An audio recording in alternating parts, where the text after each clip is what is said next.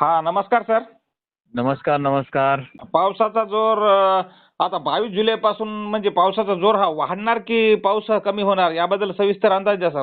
कसं आहे सर, एक तर पावसाचं प्रमाण आपल्याकडे फार अल्प आहे. असं समाधानकारक असं मराठवाड्यामध्ये खास पाऊस नाहीये. काही भागामध्ये झाला म्हणजे सर्वदूर झाला असातली गोष्ट नाहीये.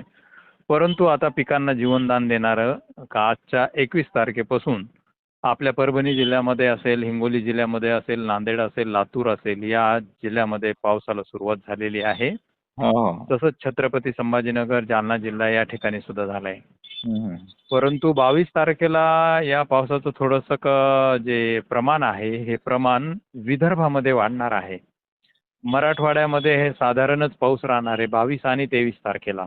बरोबर. आणि विदर्भामध्ये जर बघितलं तर चिखली, खामगाव, मलकापूर, बुलढाणा, अकोला या भागामध्ये फार अति जोरदार पाऊस पडणार आहे. आणि 23 तारखेला विदर्भामध्ये जो काही बुलढाणा, मलकापूर, खामगावचा जो परिसर आहे या परिसरामध्ये तर अतिवृष्टी सदृश असा म्हणजे अतिवृष्टीच होणार आहे, काही विशेष नाही. तसंच पूर्व विदर्भ आहे, पूर्व विदर्भातला जो काही भाग आहे यवतमाळ वगैरे, अमरावती या भागामध्ये सुद्धा चांगला पाऊस होणार आहे. बरं सर, काय म्हणत होते? मराठवाड्यामध्ये सर कसं राहील वातावरण?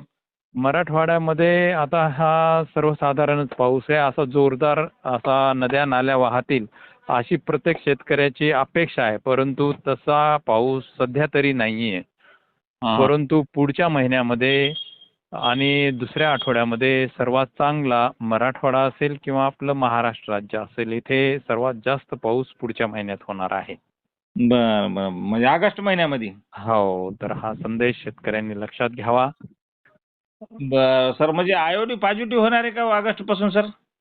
हो ना, आहेच ना. त्याच्यामुळेच थोडंसं आपल्याकडे हे पावसाचं प्रमाण जरासं रेग्युलर होत आहे. ते तर श्रृंखला तशीच राहणार आहे. काही ठिकाणी जास्त तर काही ठिकाणी कमी असंच राहील. सर्वदूर समान असा पाऊस फार क्वचित राहणार आहे. बरं बरं, ठीक आहे ठीक आहे. ओके सर, छान माहिती दिली सर. शेतकरी बंधूंना सर्वांना समजेल अशी. धन्यवाद ठीक सर. आहे.